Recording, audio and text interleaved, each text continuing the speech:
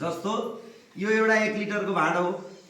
1 लिटरको भाँडोमा 1 litre पानी अट्छ अथवा 1 लिटर लिक्विड अट्छ, हजुरहरूलाई थाहा छ। अब यसलाई हामीले के गर्दियौँ भनेपछि यति गरेपछि अब कति अट्छ? आधा अट्छ अथवा त्योभन्दा नि कम अट्छ। आधा अट्छ अथवा त्योभन्दा नि कम अट्छ। अब तपाईँ हाम्रो फोक्सो पनि हामीले यस्तै बनाइसक्यौँ। खुम्च्याएर यसरी बस्यौँ अनि यसरी न्युरी परेर बस्छौँ, यसरी मोबाइल चलाउँछौँ, त्यो गर्दा चाहिँ यस्तै बनाएर त्यसको आयतन खुम्च्याइदिइसकेको छौँ। अब त्यसलाई त्यसको आफ्नै ठाउँमा लानलाई के गर्ने त भन्यो भने अघिको जस्तो तीव्र भस्त्रिका कसरी गर्यौँ? देब्रेतिर गर्दा यतापट्टिको भागलाई फुकायौँ, दाहिनेतिर गर्दा यतापट्टिकोलाई फुकायौँ।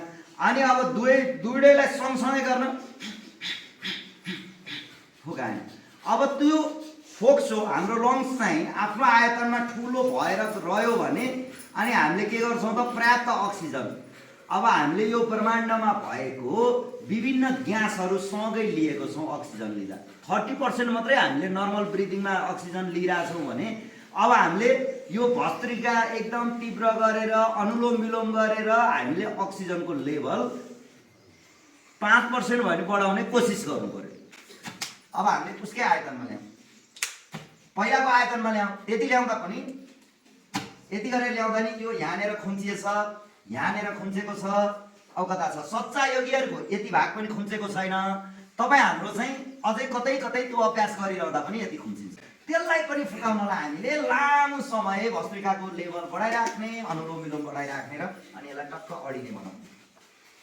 अहिलेदेखि बस्दा जतिखेर पनि सिधा बस्ने, समय छ भने तपाईँको कहीँ कुर्सीमा बस्दा पनि लामो श्वास लिने छोड्ने, लामो श्वास लिने छोड्ने। जस्तो 10 सेकेन्ड लगाएर लियौँ, अफिसमा बसिरहेछौँ, काममा बसिरहेछौँ भने पनि 10 सेकेन्ड लगाएर लिने, 10 सेकेन्ड लगाएर फाल्ने। त्यो चाहिँ सम्झेपछि गर्ने। जसरी हामी पानी सम्झेर पिउने भन्छौँ नि त, तिर्खा लाएर पिएर साध्य हुन्छ त? हुँदैन नि त, पानी त सम्झेर पिउनुपर्छ।